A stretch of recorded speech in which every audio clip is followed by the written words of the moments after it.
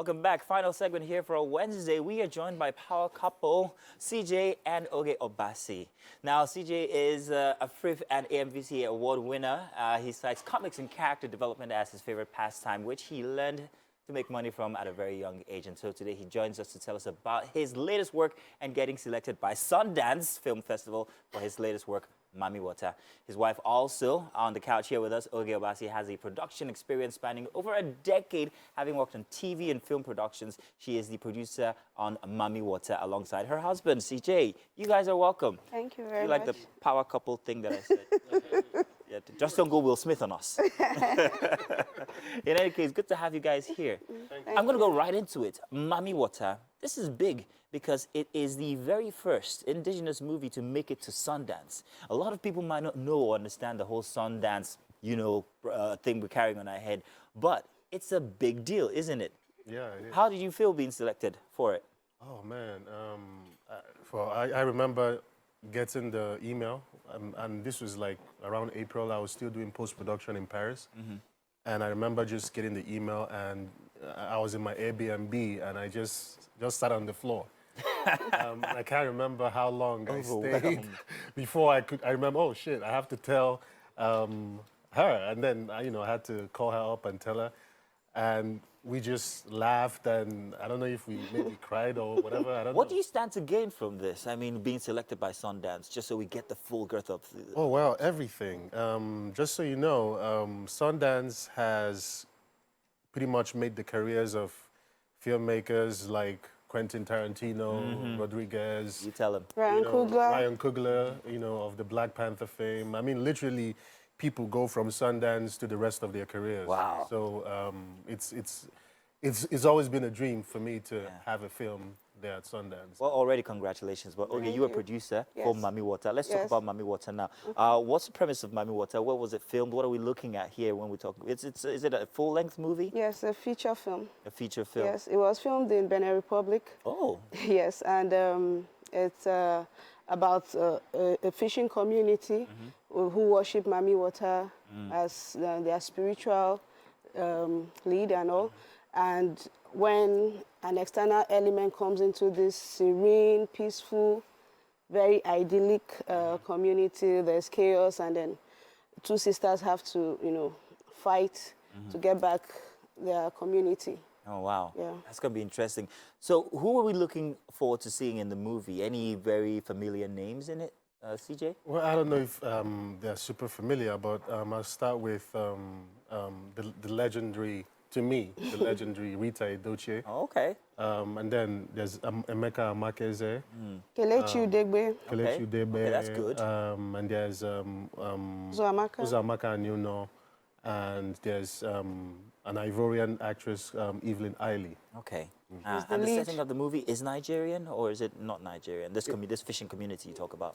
So the setting is West Africa. West Africa. Because we feel like the folklore or the mythology of Mami Wata is not limited to only Nigeria. We've traveled across West Africa, and we found that that's one deity or one spirituality that links all of us in West Africa. And it's called Mami Wata across West Africa. Oh, really? Yes. Is Yemoja also an iteration of Mami Wata? Some would say, but I feel like Yemoja is specific to the Yoruba culture.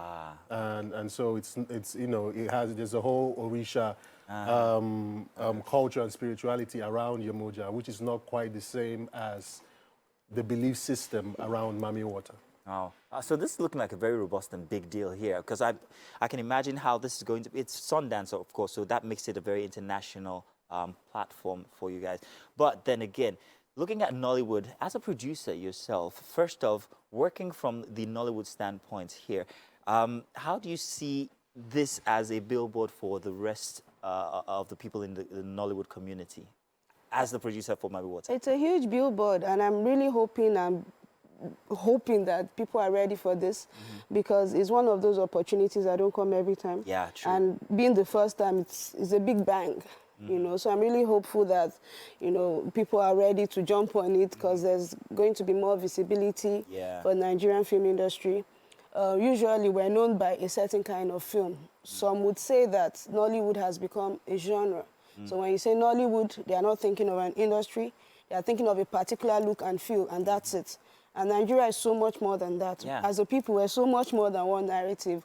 So I believe that this is an opportunity for us to be able to tell all kinds of stories and in all kinds of ways. So if you're not doing Nollywood as we know it, you have this opportunity to also explore the global audience. You know, there's a whole world out there to explore who are waiting to hear our stories. We have so many, you know, untold stories. So it's a very, very huge opportunity, I must say. So the question I like to ask producers and directors is, making back your money after putting in so much intellectual work, putting in so much money itself, how do you guys make that money back? Is it from sales of CDs? Is it from streaming? Is it from cinemas? You know, which is the most lucrative? Let me start by asking that, CJ. Or do you want to take it? Okay. I'll leave it. Okay. So first of all, for me, lucrative is subjective and it's relative. And what I always ask anybody who tells me, you know, they want to produce a movie, I say, where do you want to go? Who is your audience? What do you want to do with this movie? You know, you don't go spending a huge budget if you're going straight to DVD. Nigerian audience, DVD, not Blu-ray and all of that. You don't spend so much if you're maybe going straight to YouTube. So you have to know where you want to go, and that determines how you approach the execution. And then you have to also now say, okay, if I do this way, I'm hoping for this kind of returns. And this is what I'm trying to do to make sure that those returns actually happen. They're like practical steps. Of course, there's a lot that can go out of hand. I mean, COVID happened, nobody saw that coming. But as much as possible, like with Mami Wata, we knew we had to go from outside in. It was, from the beginning, we knew that was what would happen. How much did you spend putting it together? Do you want to tell? No, not yet. But it was big. But it would, no, more than Hollywood big. Oh, wow. More than very much more than Hollywood big. But You all would that... know, especially, you would be the right person. You're right. You'd be the right person to answer that question because, I mean, you did a zero-budget movie. Was it Ojuju? Yes. And then there was Old Town as well. Yes. When you say zero budget, do you actually mean zero budget? Yes, we went in, we didn't have any money. The project basically kicked off on goodwill that had garnered over the years. And people said, your movie, your own, I'm going to come, you know. And even though at that point, I was like, okay, we don't have money, but I really want to pay everybody, even if it's ₦1. And it took me years. Wow. But the film generated some money. I was able to pay people. Wow, but really, going in, CJ and I together, we didn't have #2,000. We just said, we're going to make this movie. I fixed the date. I told him, I said, no matter what you hear, keep shooting. Even if you hear that, you know, someone is holding me by my shirt and just keep the cameras rolling. Keep the cameras rolling. She's talking about Ojuju. That's Ojuju by the way, yes. Now, so for Mami Wata, you guys obviously had a budget bigger than any than Nollywood. So if you put in all of that money and the whole Sundance platform and all of that, let's first of all explain how Sundance works. It's a competition. We've got 12 movies. Yeah. So if you win, then you get what exactly? We've already won. We've already won by Sundance. Okay, so first of all, Sundance has a selection of over 14,000 like they have to pick from 14,000 submissions every year. And each competition takes not more than 12 films. So we are in the World Cinema Dramatic Competition. So literally, it had to be sieved from over 4,000 feature films from around the world to pick 12 films. Of which you were among. Of which Mami Wata is among. So that's a win. Have you covered your cost of production and all of that? So the thing now is that all the markets, all the buyers, all the people who acquire films, the streamers, everybody comes to Sundance. Wow. So, it's like a market. Exactly. So the idea is, because it is a showcase of the best, that's where we're going to buy movies. So you have to look at it as an investment. And this is really her area of expertise. I'm just there to direct. You always like to pick but the thing is, like, just looking at it from a whole, because we own the company together, right? So, but from a holistic point of view, you have to look at it as an investment. That if you're making a certain kind of film and you're aiming for Sundance, you have to be willing to, you know, to spend as much as you need to spend to get there, because that's the ultimate marketplace.